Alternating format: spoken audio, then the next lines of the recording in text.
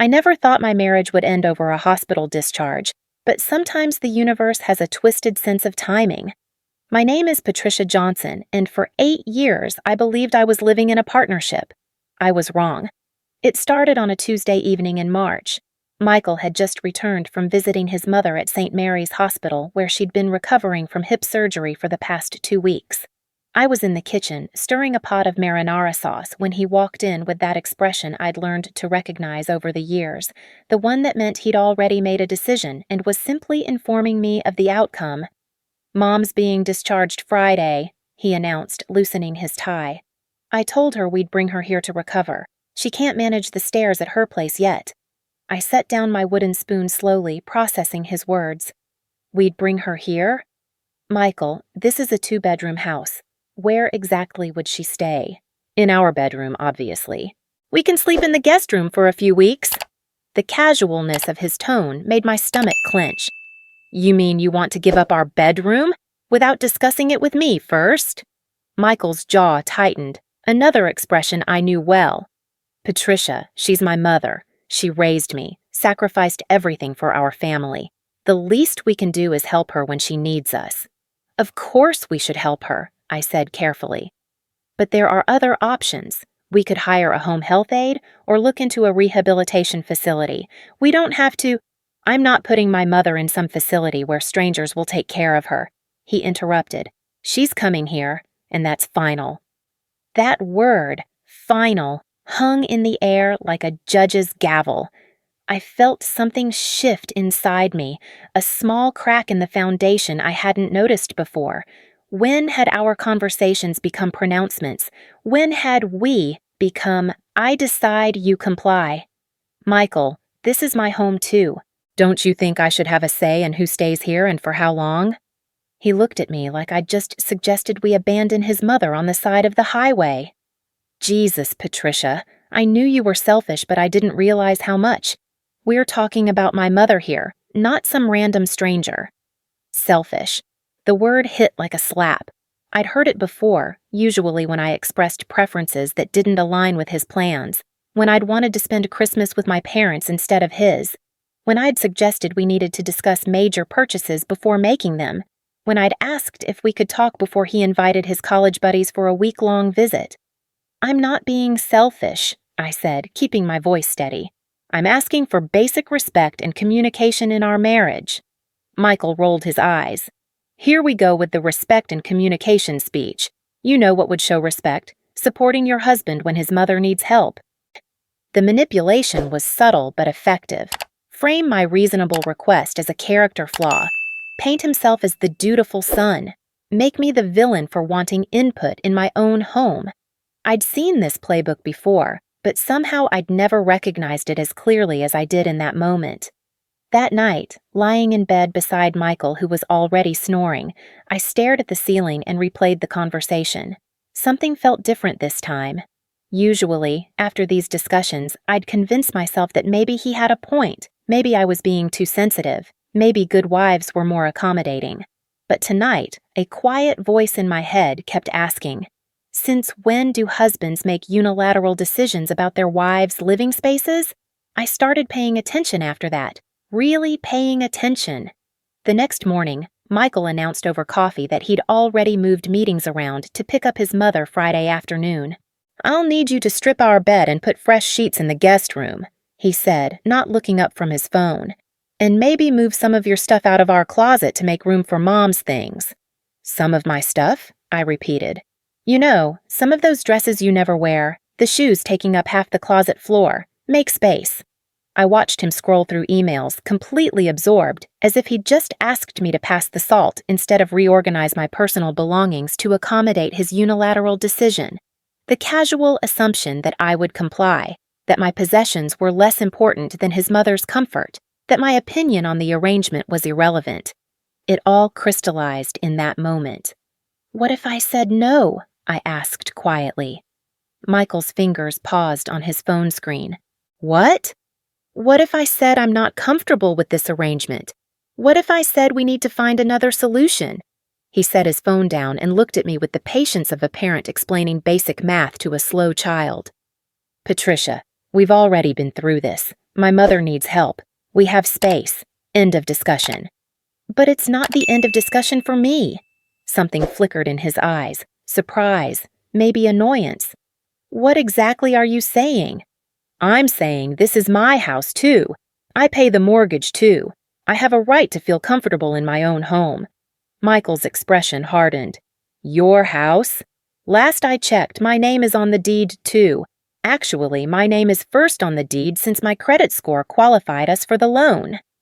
There it was, the power play I'd felt lurking beneath the surface for years. My contributions to our shared life suddenly minimized, my legal rights dismissed, my comfort irrelevant because technically, legally, financially, he could claim more ownership. I've been paying half the mortgage for 8 years, Michael. And I've been paying for everything else. Insurance, utilities, maintenance, property taxes. Let's not pretend this is an equal partnership financially. The word partnership felt like a joke. I realized we'd never actually been partners. I'd been a junior associate at best, consulted when convenient, overruled when inconvenient, and reminded of my place when I stepped out of line. I spent the rest of that week in a strange state of heightened awareness. Every interaction felt like I was watching a movie of my own life, seeing patterns I'd somehow missed while living them. Michael didn't ask if I minded him staying late at work 3 nights in a row. He informed me. He didn't suggest we grab dinner at his favorite steakhouse Saturday night. He told me to make reservations. He didn't wonder if I wanted to spend Sunday afternoon at his brother's house watching football. He assumed I'd come along. When had I become so invisible in my own life? Thursday night, I tried one more time. Michael, I've been thinking about your mom's situation. What if we looked into hiring help for her at her own place? I could research some agencies, find someone really qualified. I already told her she's staying here. He cut me off. She's excited about it. Are you really going to disappoint a 70-year-old woman recovering from surgery because you can't handle a little inconvenience? Another manipulation. Make me the heartless daughter-in-law crushing an elderly woman's hopes. But I was learning to recognize the technique now, and it was losing its power. It's not about inconvenience, Michael. It's about respect. Respect? He laughed, actually laughed. You want to talk about respect? How about respecting your husband's decision to help his mother? How about respecting the woman who raised the man you married? I felt something inside me go very quiet and very still. This wasn't a conversation. This wasn't even an argument. This was a demonstration of power, a reminder of hierarchy, a lesson in who really made the decisions in this house. I see, I said softly. Friday morning arrived gray and drizzling, matching my mood perfectly. Michael was bustling around the house, energized by his mission of filial duty. He'd already moved his mother's medications from the pharmacy pickup to our bathroom counter, cleared space in his bedroom closet, and informed me that she liked her coffee weak with 2 sugars. I'll pick her up around noon, he said, grabbing his keys. Make sure you move your stuff out of our bedroom by the time we get back. Mom will need easy access to everything. My stuff. In our bedroom that I should move by the time they get back. I stood in the kitchen, coffee mug halfway to my lips, processing the casual brutality of that sentence. Not a request, not a discussion. A demand delivered with the expectation of immediate compliance. Michael, I said carefully, what exactly do you mean by my stuff? He paused at the door, irritation flickering across his face. You know what I mean. Your jewelry box, those books on your nightstand, your skincare stuff cluttering the bathroom counter. Just move it to the guest room temporarily. The guest room where we'll be sleeping. Right, where we'll be sleeping while Mom recovers. And how long will that be? Michael shrugged. However long it takes. 6 weeks, maybe 8. The doctor said full hip recovery can take time. 6 to 8 weeks of being displaced from my own bedroom, using the guest bathroom with the broken exhaust fan and weak water pressure, storing my belongings in a room that barely had closet space. 6 to 8 weeks of tiptoeing around his mother's needs and schedule. 6 to 8 weeks of being a visitor in my own home. What if I don't move my things? I asked. The question seemed to genuinely confuse him. What do you mean? I mean, what if I leave my belongings exactly where they are? What if I continue sleeping in my own bedroom? Michael's confusion shifted to something harder. Patricia, don't be ridiculous. My mother can't climb stairs to the guest room with her hip. She needs the main bedroom. Then maybe she shouldn't be staying here. The silence that followed felt dangerous. Michael set his keys down very deliberately and turned to face me fully. Let me make sure I understand, he said, his voice taking on that cold, controlled tone I recognized from his worst moods. You're willing to make a 70-year-old woman with a surgically repaired hip climb stairs every night because you can't handle sleeping in a different bed for a few weeks? Another reframe, another manipulation. My reasonable boundary became cruel selfishness. My desire to maintain some control in my own home became heartless indifference to an elderly woman's suffering. But I was finally learning to see through the technique. I'm saying that major decisions about our home should be made together, not imposed by one person on the other. Imposed? Michael's voice rose. I'm trying to help my mother, and you're making this about your feelings being hurt because I didn't ask your permission? Yes, I said simply. I am. The admission seemed to shock him. For a moment, neither of us spoke. This is my house too, Michael. My name might not be first on the deed, but I live here. I pay for it. I maintain it. I have a right to input on who stays here and for how long. Fine, he said after a long pause, but I'm picking her up today regardless. We can figure out sleeping arrangements when I get back. And just like that, he dismissed my concerns entirely, picked up his keys, and walked out the door. I stood in my kitchen, our kitchen, and realized I was shaking, not from fear or anger, but from a strange kind of clarity. The fog I'd been living in for years was finally lifting, and what I could see was devastating. This wasn't a marriage. It was a benevolent dictatorship where my role was to provide financial support and domestic labor while having no actual voice in major decisions. Michael had been training me for years to accept this dynamic, using guilt, manipulation, and financial leverage to keep me compliant. And it had worked. Until now. I walked upstairs to our bedroom and looked around. My jewelry box on the dresser, inherited from my grandmother. My books on the nightstand, the mystery novels Michael called garbage, the self-help titles he mocked, the poetry collection he said was pretentious. My skincare routine organized on my side of the bathroom counter, products I'd saved for months to afford because Michael considered them unnecessary expenses. All of it, according to my husband, needed to disappear to accommodate his mother's temporary stay. My presence in my own bedroom was an inconvenience to be managed, not a reality to be respected. I sat on the edge of our bed, my bed, and pulled out my phone. Instead of researching home health aides or rehabilitation facilities like I'd planned, I found myself Googling something different: tenant rights, marital property law, financial independence. The rabbit hole I fell into was illuminating and terrifying in equal measure. Article after article about financial abuse, emotional manipulation, and the subtle ways control manifests in relationships. Stories from women who'd spent years making themselves smaller to accommodate partners who grew larger and more demanding over time. I recognized myself in those stories. The gradual erosion of autonomy disguised as compromise, the way disagreement was reframed as selfishness, the casual dismissal of preferences and boundaries, the financial leverage used to justify unequal decision-making power. By the time I heard Michael's car in the driveway, I'd filled 3 pages of a notebook with information about my legal rights, my financial options, and my growing understanding of exactly how deep this pattern ran in our marriage. I heard voices in the foyer, Michael's cheerful tone and his mother's weaker responses. Part of me felt guilty. She was 70 years old, recovering from surgery, probably confused about why her son's wife wasn't there to greet her with a warm smile and offers of help. But the larger part of me recognized this moment as a test. Michael was counting on my socialization as a woman, my training as a wife, my fear of being seen as the bad daughter-in-law. He expected me to swallow my concerns, paste on a smile, and play the gracious hostess while my needs and boundaries were steamrolled. I stayed upstairs, listening to him help his mother get settled in our living room, hearing him explain that I was just finishing up some things and would be down soon. The assumption in that statement was staggering. He'd told his mother I was preparing for her arrival, playing the dutiful wife role he'd assigned me without my consent. He'd committed me to a performance I'd never agreed to give. My phone buzzed with a text. "Come down and say hi to Mom. Then we need to get her settled in the bedroom." Not a request, an order.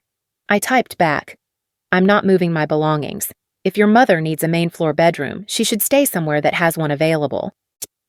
The response came immediately. "Are you serious right now?"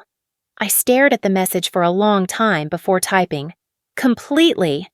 20 minutes later, Michael appeared in the bedroom doorway, his face flushed with anger and embarrassment. "What the hell is wrong with you?" he hissed, keeping his voice low so his mother couldn't hear. I had to make excuses for why you're acting like a spoiled brat. I'm acting like someone who expects to be consulted about major decisions in her own home? This is temporary, Patricia. She's recovering from surgery. Then she should recover somewhere equipped for that recovery. We have stairs, one main floor bathroom, and no wheelchair accessibility. This house isn't suitable for someone with mobility issues. Michael's jaw worked silently for a moment. I could see him processing the logic of my argument and hating that it made sense. "Fine," he said finally, "but I'm not changing the plan today. She's here, she's tired, and I'm not dragging her somewhere else because my wife decided to have a tantrum." A tantrum. That's what he called my attempt to maintain basic autonomy in my own home. "Then she can stay in the guest room," I said calmly. "She can't handle the stairs? Then I guess you'll need to figure something else out because I'm not giving up my bedroom." We stared at each other across the room that had been our shared space for 8 years. In that silence, I felt the ground shifting beneath our marriage. This wasn't really about his mother or sleeping arrangements. This was about power, control, and whether I would continue to accept being a secondary character in my own life. Michael must have sensed it too, because his next words carried the weight of an ultimatum. "If you don't move your stuff by tonight, Patricia, we're going to have a much bigger problem than sleeping arrangements." The threat hung in the air between us, and I realized this was it. The moment where I either surrendered completely or drew a line I'd never drawn before. I looked around the bedroom one more time, taking inventory of everything that was mine. The jewelry box, the books, the carefully chosen artwork, the comfortable reading chair by the window. 8 years of making this space a home. Then I looked at my husband, this man I'd loved and supported and compromised with until there was barely anything left of my original self, and made the most important decision of our marriage. "You're right," I said quietly. "We are going to have a much bigger problem." And for the first time in years, I felt like I was finally awake. The weekend that followed our bedroom standoff was a masterclass in passive-aggressive warfare. Michael had temporarily set up his mother in our living room, transforming our sofa into a makeshift recovery area with pillows, blankets, and a TV tray for her medications. Every time I walked through the room, I felt the weight of unspoken accusations. From him, from her, from the very air that seemed thick with disappointment in my character. His mother, Dorothy, was actually a sweet woman under normal circumstances. We'd always gotten along reasonably well during holiday visits and birthday dinners. But now, propped up among throw pillows with her walker nearby, she looked fragile and confused, clearly wondering why her son's wife was being so unwelcoming during her time of need. "Patricia, dear," she said Sunday morning as I passed through to get coffee. "Michael mentioned you might need the main bedroom for work or something. I hope I'm not causing too much inconvenience." The way she phrased it, so carefully, so tentatively, made me realize Michael had been spinning the story. Not lying exactly, but presenting my boundary as some sort of professional obligation rather than a simple refusal to be displaced from my own bedroom without consultation. "It's not about work, Dorothy," I said gently, kneeling beside the couch. "It's about the fact that this house isn't set up for someone recovering from hip surgery. You deserve proper care in a proper facility, not a makeshift arrangement that compromises everyone's comfort." Her eyes flickered with something. Understanding, maybe relief. "Oh, I told Michael the same thing. I said I'd be perfectly fine at Sunset Manor for a few weeks. They have physical therapy right there and nursing staff. But he insisted. She trailed off, but I caught the implication. This arrangement wasn't Dorothy's idea. It was Michael's, driven by some combination of guilt, duty, and the need to demonstrate his devotion at everyone else's expense. That realization crystallized something for me. This wasn't about his mother's needs at all. This was about Michael's image of himself as the perfect son, the dutiful family man, the generous provider. My comfort was irrelevant to that narrative. Dorothy's actual preferences were irrelevant. What mattered was that Michael could tell himself, and anyone who asked, that he'd moved heaven and earth to care for his aging mother. Monday morning, Michael cornered me in the kitchen before work. "This is getting ridiculous, Patricia. Mom spent another night on the couch because you're being stubborn about a temporary situation. Then maybe you should have listened when I said this house wasn't suitable for her recovery." "She's managing fine." "She's a 70-year-old woman sleeping on a sofa with a surgically repaired hip. If you think that's managing fine, your definition of appropriate care is seriously flawed." Michael's face reddened. "Don't lecture me about caring for my mother. I've been looking after my family longer than you've been part of it." There it was again, the hierarchy, the reminder that his family came first, that my membership in this household was conditional and secondary. I felt that familiar shrinking sensation, the impulse to apologize and find some way to make peace. But something had shifted over the weekend. The more I'd watched Dorothy struggling to get comfortable on our couch, the more I'd seen Michael's martyrdom performance, the clearer it became that this situation was wrong for everyone involved, except Michael's ego. "You're right," I said calmly. "You have been looking after your family longer than I've been part of it, and maybe it's time I started looking after myself with the same dedication." The words surprised both of us. Michael blinked, clearly not expecting that response. "What's that supposed to mean?" "It means I'm not moving my belongings out of my bedroom. It means if Dorothy needs ground floor accommodation, you need to find her appropriate housing. And it means I'm done pretending that major household decisions can be made without my input." Jesus Christ, Patricia. You're acting like I asked you to give up your kidney, not your bedroom. No, I'm acting like someone who has a right to be consulted about her own living situation. Apparently, that's a radical concept in this marriage. Michael grabbed his coffee mug with enough force that I was surprised it didn't shatter. "Fine, have it your way. But don't blame me when people find out how selfish you really are." After he left for work, I sat at the kitchen table and made a list. Not a grocery list or a to-do list, but an inventory of my life. My contributions to this household, my legal rights, my financial independence, my support network. It was both empowering and terrifying to see it laid out in black and white. I'd spent 8 years intertwining my life with Michael's, but I hadn't disappeared entirely. I had my own bank account, though I'd been contributing most of it to our shared expenses.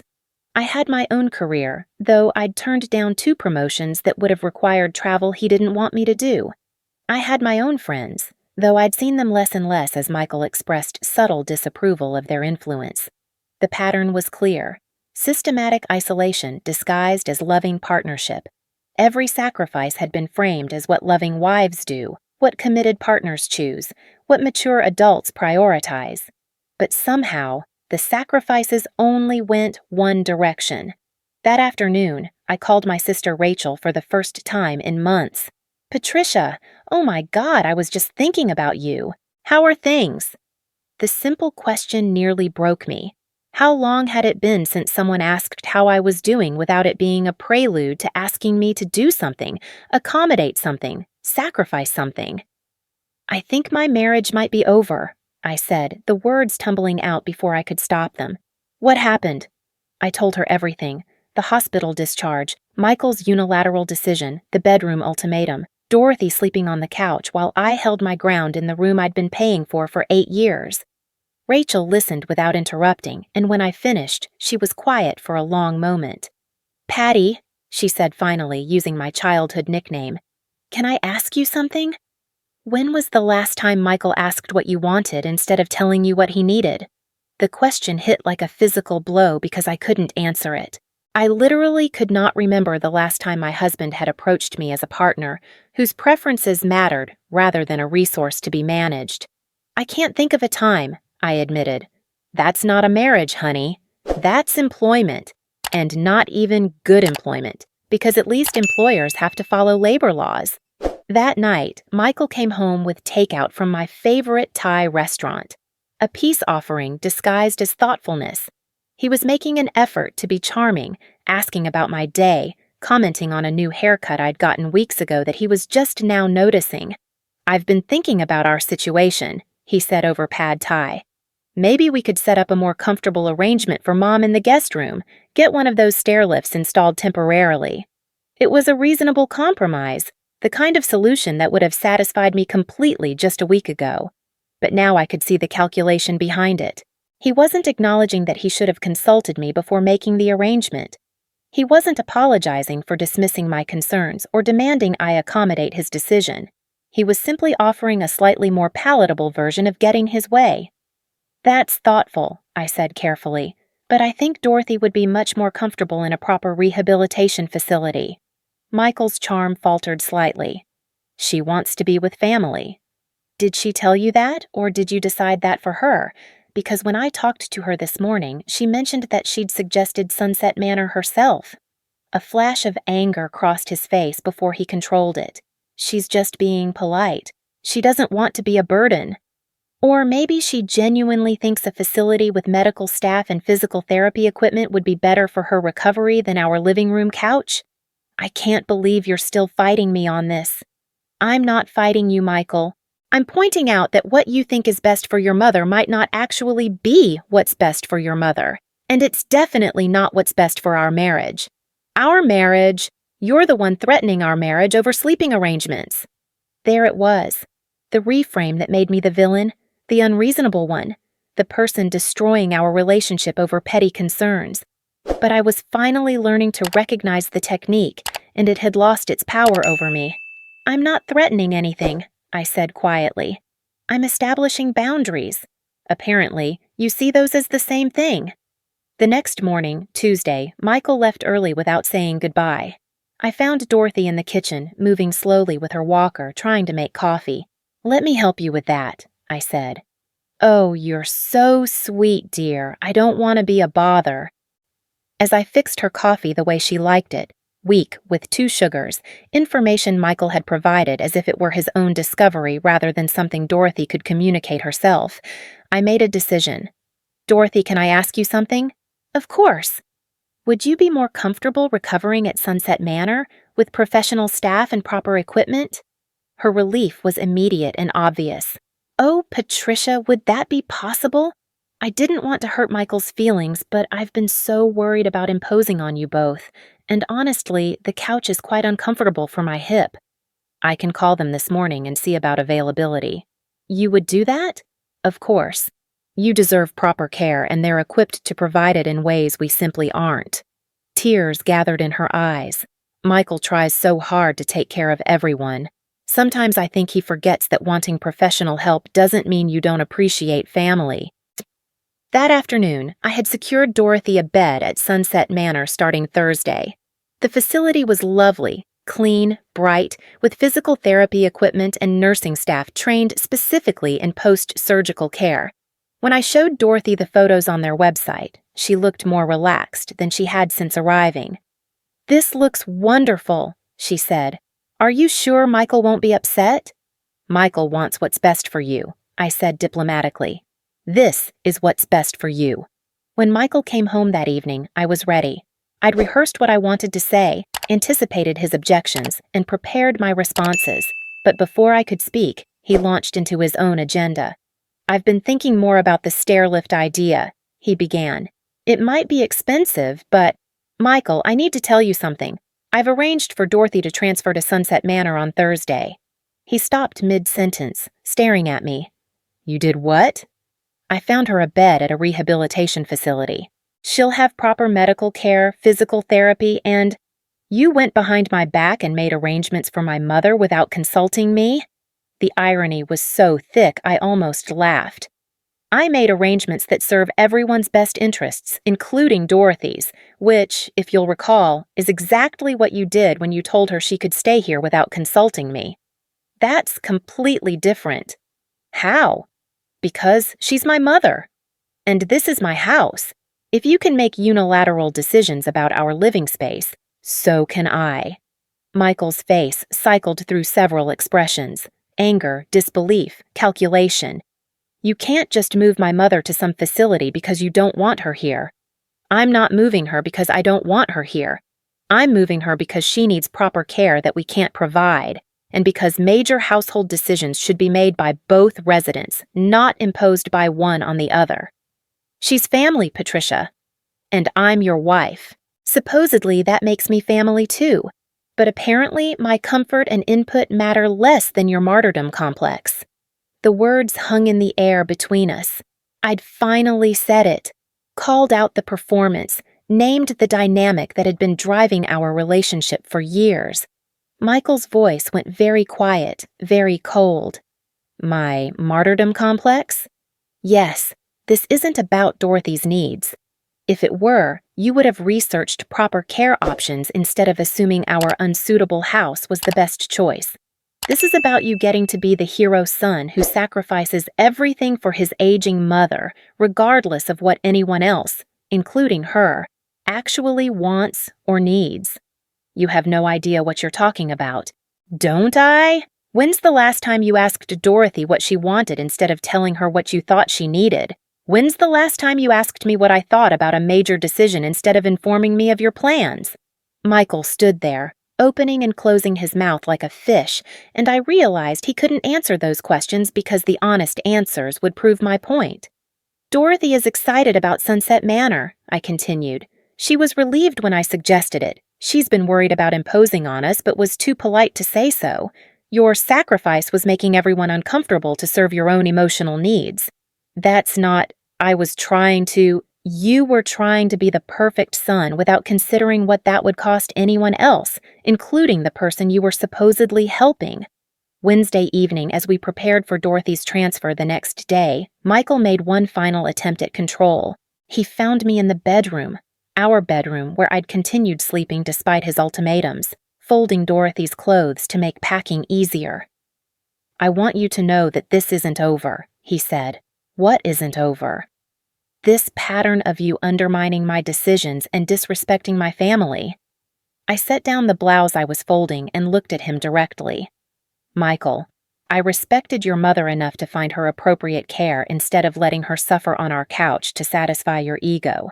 I respected our marriage enough to insist on being consulted about major household decisions. If you see those things as undermining and disrespectful, then we have very different definitions of respect. You went behind my back. I solved a problem you created by going behind my back. It's not the same thing. You're right, it's not. Your decision served your emotional needs at everyone else's expense. My decision served everyone's actual needs, including yours, even if you're too proud to admit it. Michael was quiet for a long moment, and I hoped maybe we were finally getting somewhere. Then he said, "If you ever pull something like this again, Patricia, there will be consequences."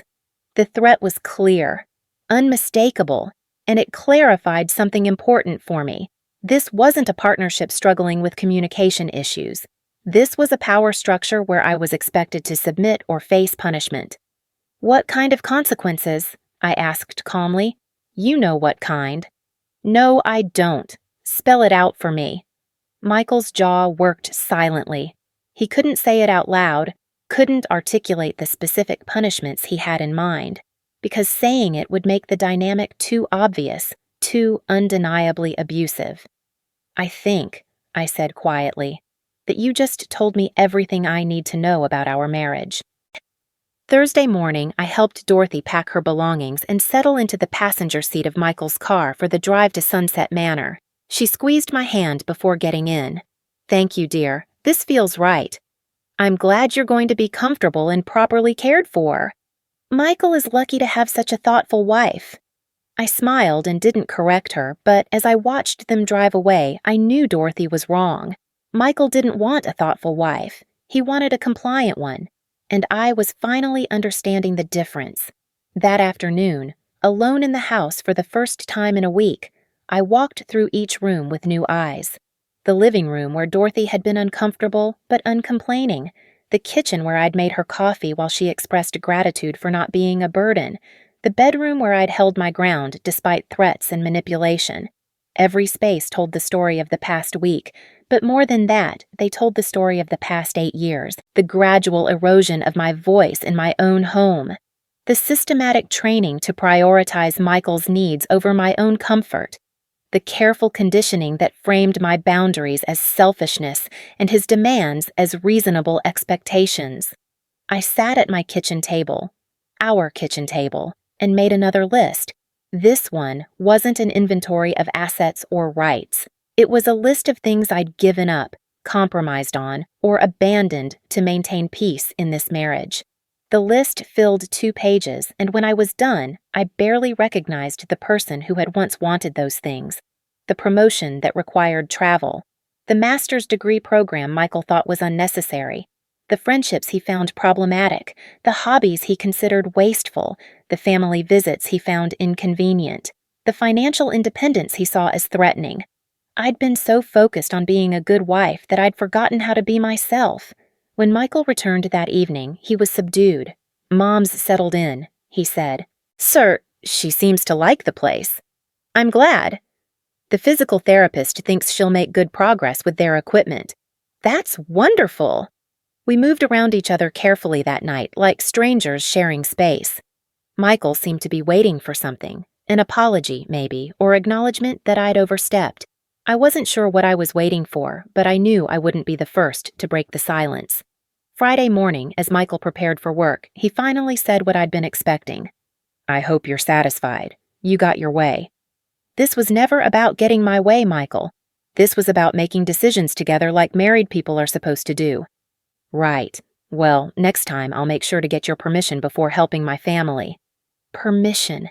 The word choice was deliberate and telling. Not consultation, not discussion, not partnership. Permission. As if I were his supervisor rather than his spouse. "Next time, maybe we can talk about options together and find solutions that work for everyone," I said. Michael grabbed his briefcase and keys with unnecessary force. "Don't hold your breath." After he left, I sat in the quiet house and realized something had fundamentally shifted, not just between us, but inside me. The woman who had spent 8 years making herself smaller to accommodate Michael's larger-than-life needs was gone. In her place was someone I barely recognized, someone who expected to be consulted, someone who maintained boundaries, someone who refused to accept threats as normal marital communication. That afternoon, I did something I hadn't done in years. I called in sick to work, not because I was physically ill, but because I needed time to think, to process, to figure out who I was becoming and what I wanted from this life. I spent the day cleaning house, literally and metaphorically. I organized closets, rearranged furniture, and threw away things that no longer served me. With each bag of donations and box of forgotten belongings, I felt lighter, more like myself. By evening, I'd made a decision that felt both terrifying and inevitable. When Michael came home, I was waiting in the living room with a cup of tea and a calmness I hadn't felt in years. "We need to talk," I said. He looked wary. "About what?" "About the fact that I can't live like this anymore." "Like what?" "Like a guest in my own life. Like someone whose opinions are irrelevant and whose boundaries are negotiable. Like a wife whose job is to accommodate rather than a partner whose voice matters." Michael sat down heavily in his chair. "Patricia, you're being dramatic. Every marriage has disagreements." "This wasn't a disagreement, Michael. This was you making a unilateral decision and expecting me to comply, then threatening consequences when I didn't. That's not how partnerships work." "So what are you saying?" I took a sip of my tea, buying myself a moment to gather courage for what came next. "I'm saying that either we figure out how to be actual partners or we figure out how to not be married anymore." The words hung in the air between us, changing everything. There was no taking them back, no pretending I hadn't drawn this line in the sand. Michael stared at me for a long moment. "You're serious?" "Completely." "Over sleeping arrangements? Over respect? Over consultation?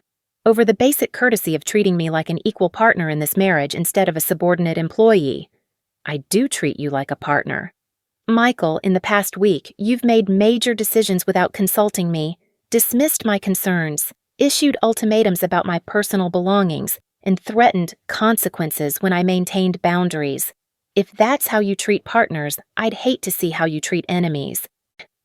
He was quiet for a long time, and I could see him processing, trying to find an angle that would make me the unreasonable one, the problem that needed solving. Finally, he said, "What do you want from me?" "I want a husband who asks for my input instead of demanding my compliance. I want a partner who considers my comfort and preferences when making decisions that affect our shared life. I want basic respect and courtesy in my own home. And if I can't give you that?" The question was a test, and we both knew it. He was asking if I was serious about the ultimatum, if I would actually choose divorce over continuing to accept his version of marriage. I looked around the room we'd shared for 8 years, at the life we'd built together, at the man I'd loved enough to reshape myself for. And then I looked inside myself, at the woman I'd become over the past week, at the person I'd been before I learned to make myself smaller. "Then I'll find someone who can," I said. Or I'll find happiness on my own, but I won't find it here living like this." Michael stood up abruptly. "Fine. You've made your position clear. I need some time to think." He walked upstairs, and I heard the guest room door close. For the first time in our marriage, my husband was sleeping separately from me by his own choice. The irony wasn't lost on me. That night, lying alone in our bedroom, my bedroom, I felt something I hadn't experienced in years. Peace. Not the peace of resolution or happy endings, but the peace of finally standing up for myself, of finally knowing who I was and what I wouldn't accept. Whatever happened next, I would face it as myself, not as the diminished version of myself I'd been performing for the past 8 years. For the first time in a long time, that felt like enough.